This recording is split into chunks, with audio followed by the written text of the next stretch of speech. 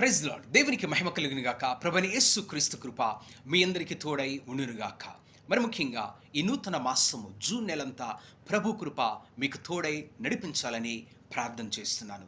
ఈరోజు దేవుని యొక్క వాక్యము అపోస్తుల కార్యములు 2వ అధ్యాయము 14వ వచనం నుంచి 20 వచనాల వరకు మనం చూసినట్లయితే, ఇక్కడ అపోస్తులైనటువంటి పేతురు నిలువబడి చేరి వచ్చినటువంటి యెరూషలేములో ఆ రోజు చేరి వచ్చినటువంటి ప్రజలందరికీ కూడా ఒక విశేషమైన సువర్తమానమును ప్రకటిస్తూ ఉన్నాడు.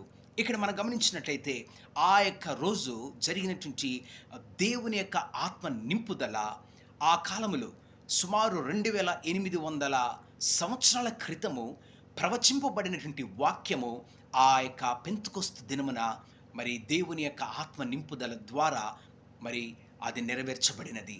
మనం గమనించినట్లయితే పేతురు చెప్తున్నటువంటి మాట, అంత దినములందు నేను మనుషులందరి మీద నా ఆత్మను కుమ్మరించెదను అన్న ఈ యొక్క ప్రవచనములు నెరవేర్చబడినవి.